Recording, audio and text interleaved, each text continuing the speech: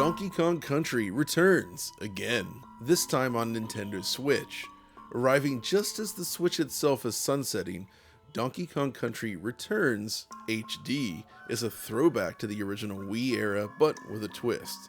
You see, for this project, Nintendo handed the reins over to Forever Entertainment, who then rebuilt the whole thing to run in the Unity engine.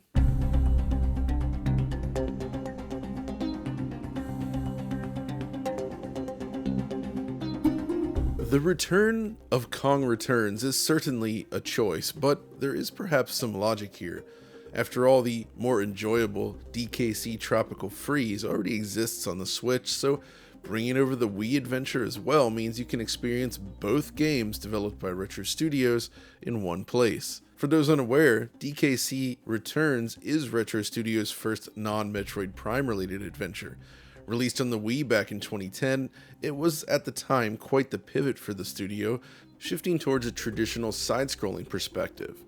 But it is fun to see how they put everything together. The game uses some pretty dense polygon models, for the Wii at least, and it basically consists of a bunch of different 3D layers all stacked in front of one another to give the impression of deep parallax scrolling. The NoClip website does a really nice job of allowing you to sort of visualize and understand how the levels are put together. I was always fascinated with this sort of stuff.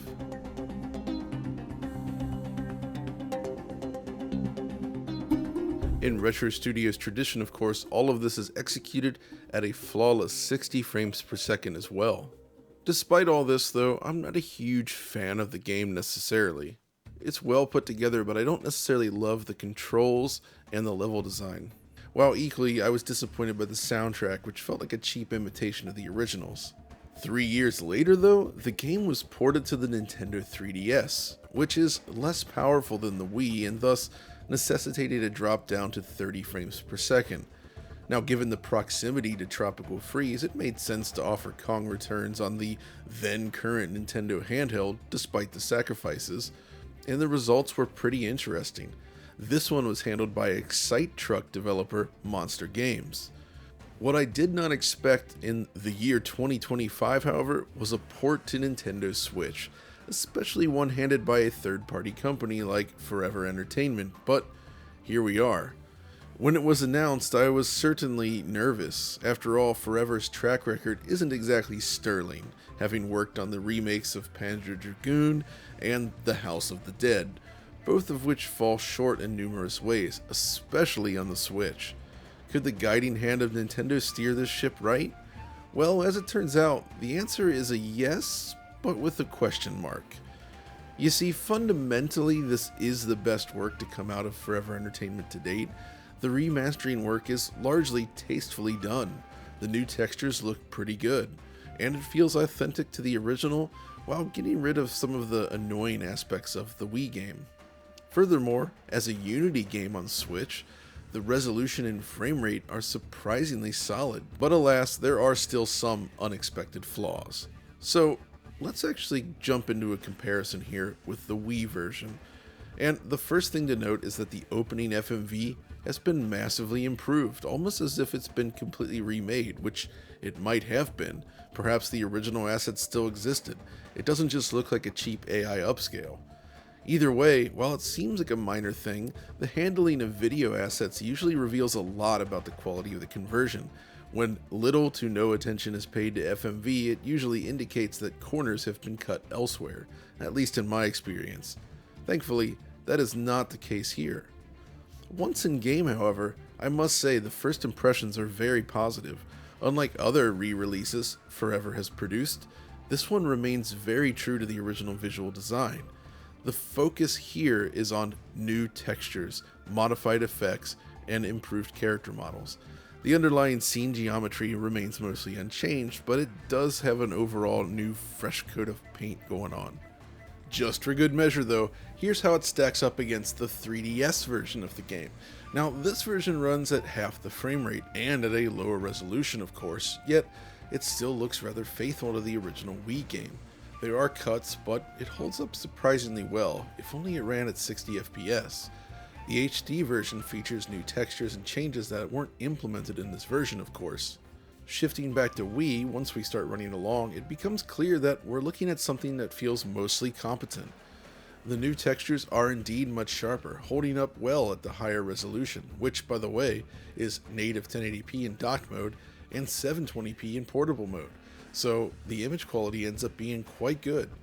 I also like the new sky textures here, and I feel like the overall texture work feels very faithful to the original, yet offers the expected increase in detail, so they did good work here. Sometimes you get other improved effects as well, like I think the water rendering largely looks better in the new version. When I really first sat down to play the game, I genuinely felt like they did a good job sort of matching the original look and vibe of it.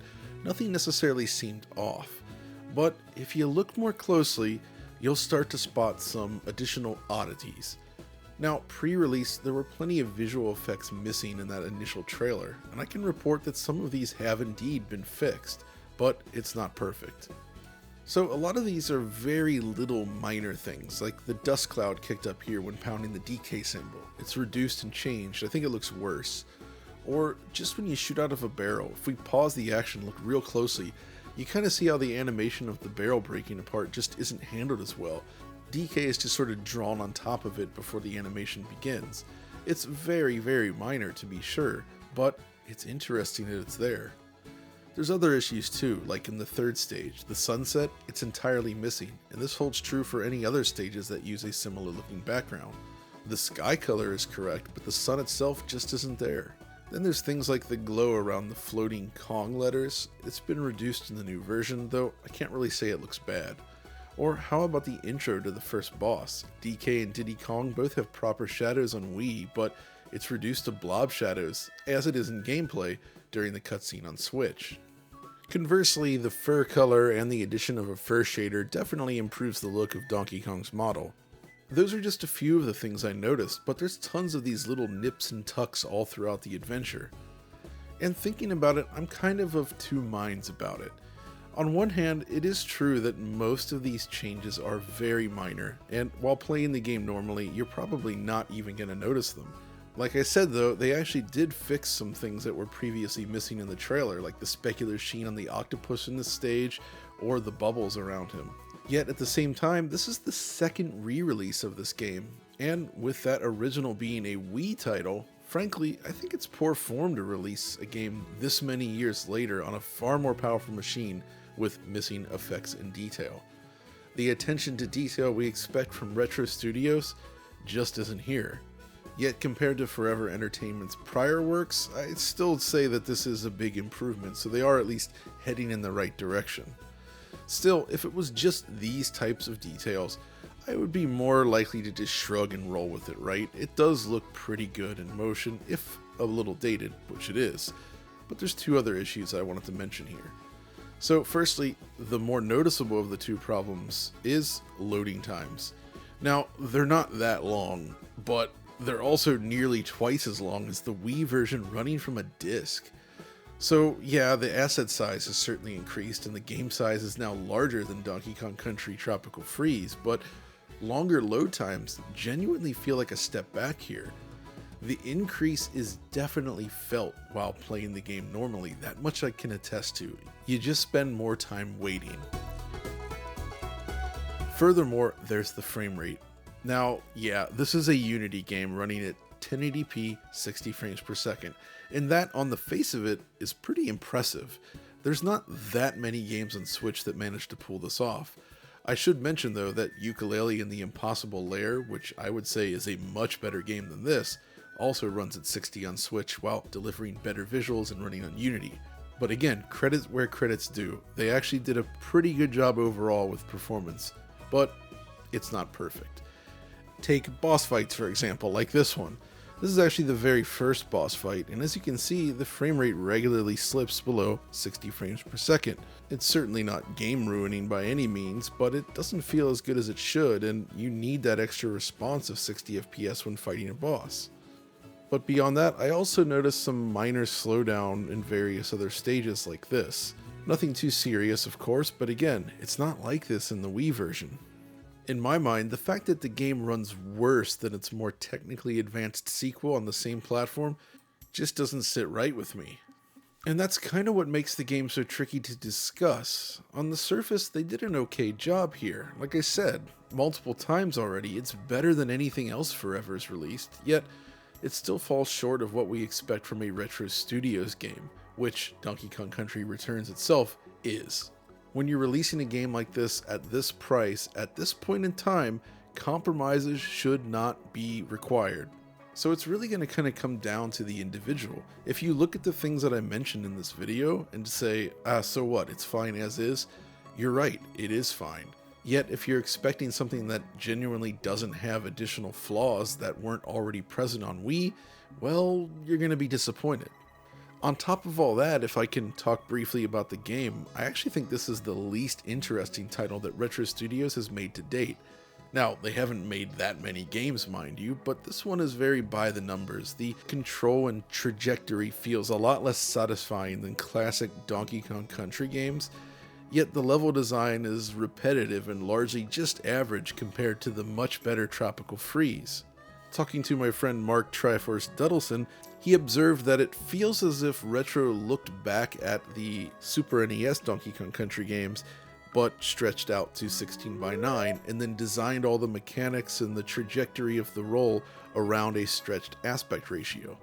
The travel distance and the way it all feels just isn't quite there. The biggest sin for me, though, has to be the music, which frankly I just don't enjoy. The original tracks composed for the game are all kind of boring like this.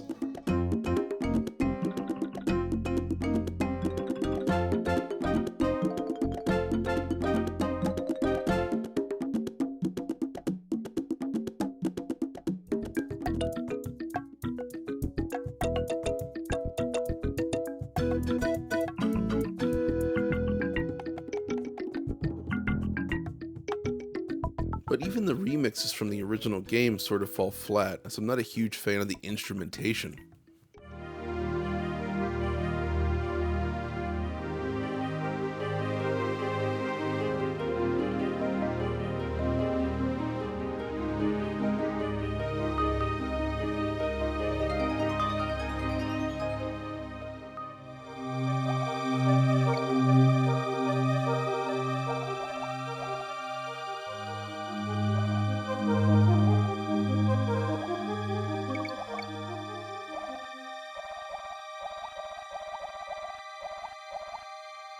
Now, compare this to something from, say, Tropical Freeze.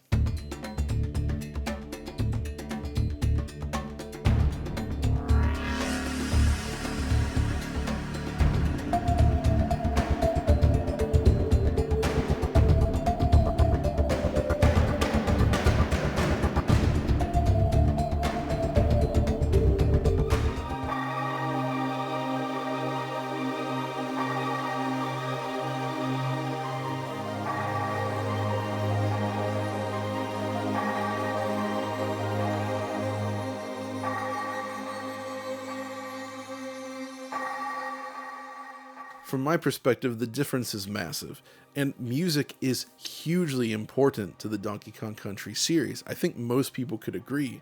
There's a reason that Aquatic Ambiance is so often cited as one of the great video game songs of all time. So what's the takeaway then? Well, I feel like I've been kind of dancing around this throughout the video, but the reality is that this release is both good, yet disappointing at the same time. The remastering efforts are largely successful, I have to admit, but the areas where it falls short feel less acceptable when considering the vintage of the original. And not just that, also the technical precision one expects from a proper Retro Studios game.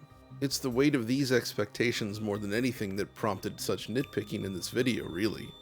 Still, if you hunger for some DKC returns, haven't played it yet, and enjoy some 2D platforming goodness, it is a decent version of the game, arguably even the best at this point, as you can enjoy it comfortably without the controller shaking antics of the Wii version. As for me though, I think this is very much just an average platform game that doesn't quite hit all the marks. Both Donkey Kong Country Tropical Freeze and Yooka-Laylee and the Impossible Lair are much better choices if you've not played them. Still, if you're thinking about returns, now you at least have the details on this game, so it's up to you if you're interested in checking it out.